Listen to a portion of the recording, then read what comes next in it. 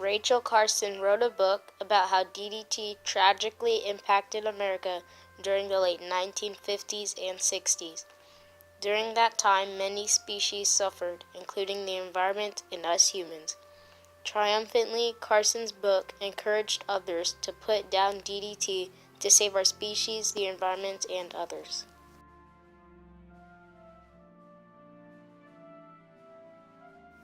Dichloryl diphenyl trichloroethane, or DDT, is a pesticide commonly used in the years 1942 through 1972.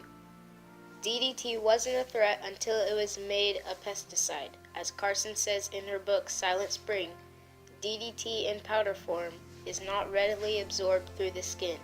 Dissolved in oil as it usually is, DDT is definitely toxic.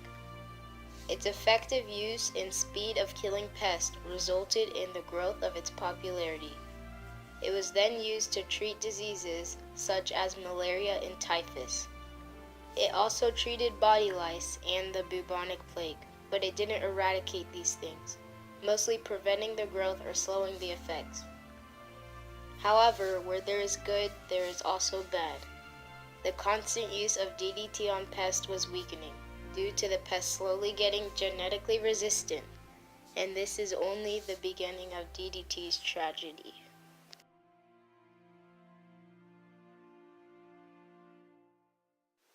Farmers used DDT in their crops to eliminate pests. Although it worked, the constant use overflowed into the streams or water sources and caused water contamination. This led to humans getting contaminated with DDT. Many health problems started to arise, like liver damage, development delay, cancer, vomiting, tremors, shakiness, and seizures. Many people died because of this. You could also get exposed to or absorb DDT by eating contaminated foods, drinking contaminated water, or touching contaminated objects. Pregnant women can also pass DDT on to their babies. DDT also affected the environment. The animals or pests it killed could alter or mess up a food chain or food web. This could lead to some species becoming endangered or worse, extinct. The peregrine falcon is one of the many examples. The DDT affected the amount of calcium they produced when making eggs, thus making the eggshells very thin, which makes them easier to crack or break.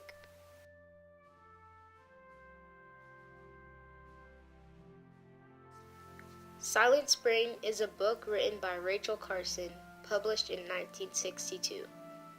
This book is basically a documentary. It has everything about DDT. It talks about how planes flew over the skies, dropping down DDT over vast regions. It also talks about the sudden death of thousands of fish in streams or ponds, and how it was alarming and dramatic, yet unknown and mysterious. DDT has even been found in Oklahoma.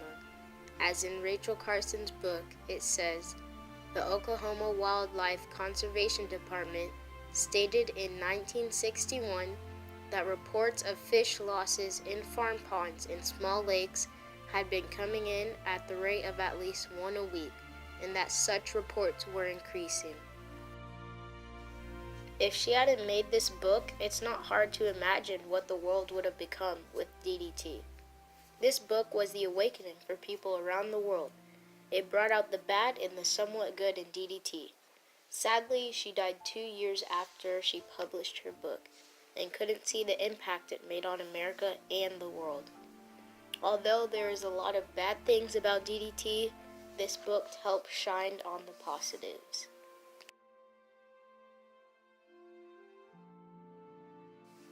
In 1946 through 1950, malaria cases went from 400,000 to virtually none. It helped farmers with their crops, increasing their production. It cured typhus for many people. A single spray of DDT will last for months, eradicating pests from your home. It is cheap to make, therefore cheap to buy. Even though all these good things happened before the negative effects of DDT were found, it would still be considered a good thing. But still, one question lingers. What were the short and long-term effects? Or, as I like to call them, the effects and effects.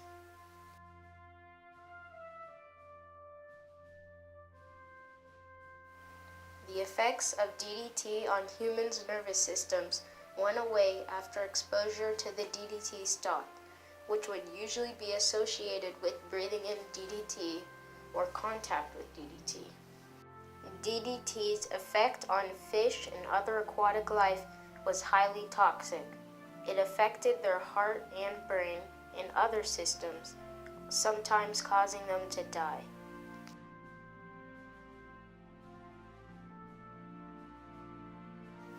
DDT was generally hard to get rid of. It accumulated in fatty tissues and it took a long time to break down, even less than the breakdown product dichloroldiphenyl dichloroethylene, or DDE, a common breakdown product usually formed from the loss of hydrogen chloride.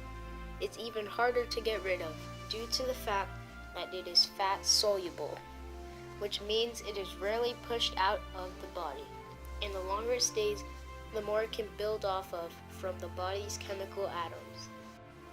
Due to this fact, most ecosystems, environments, and food chains affected by DDT have been permanently damaged. There aren't really any short-term impacts from DDT other than contamination, since that can be dealt with rather easily.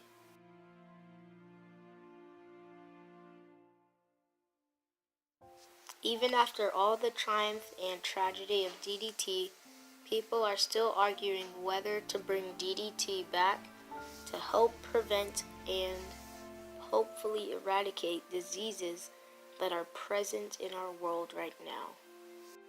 DDT wasn't always a dangerous substance to begin with, and helped solve problems back then, but later became a dangerous thing that had to be put down.